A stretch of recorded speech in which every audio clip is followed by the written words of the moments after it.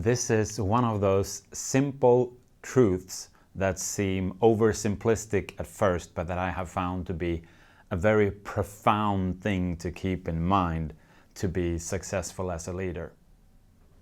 So, always remember that a team or group is made up of relationships.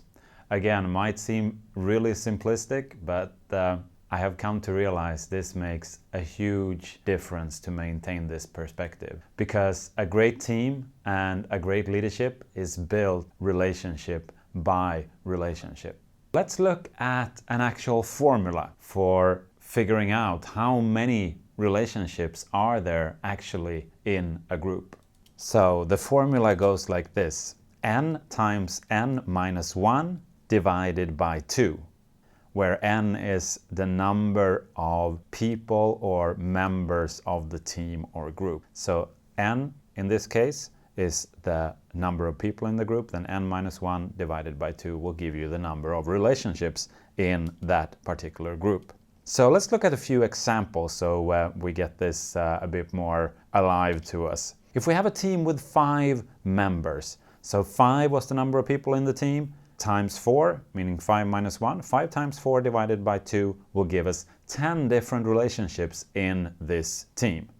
Now, it's easy to underestimate the effect it has when we add another member to this team. Because you might say, oh, we're only adding one more person, so that's like a 20% increase. It's not going to have that huge of an impact when we add a person to this project team or whatever it is. But let's look at the number of relationships. So in number of people, it's a 20% increase, but if we look at the number of relationships, 6 times 5 divided by 2 is 15 relationships, meaning we increase the complexity of the group, the number of relationships, by 50%.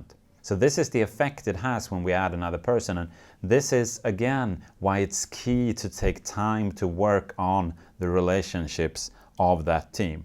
Again, if we go beyond this, you'll see the staggering number of relationships that occur in a team. If we do a team with 12 members, we might say, well, it's just 12 people to keep track of and work with and develop as a team. But if we look at the number of relationships, 12 times 11 divided by 2 gives us 66 relationships. And for that group to develop, for that group to mature, to become more effective, then we need to work on all those 66 relationships if we're going to move the whole group forward in maturity.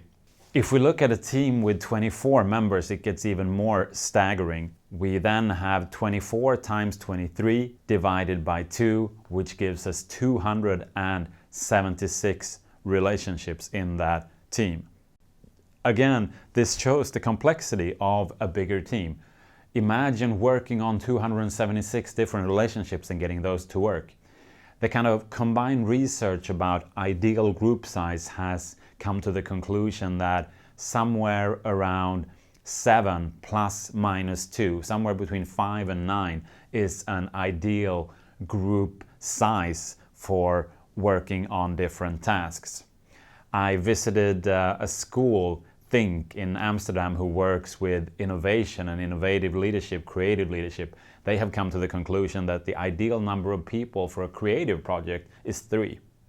And yet again, if we look at this from a relationship perspective, I believe that somewhere between that 5 and 9 is where we have an ideal group size for working on a specific task, for being effective together, and where it gets manageable for you as a manager and leader to work on improving those different relationships in that team.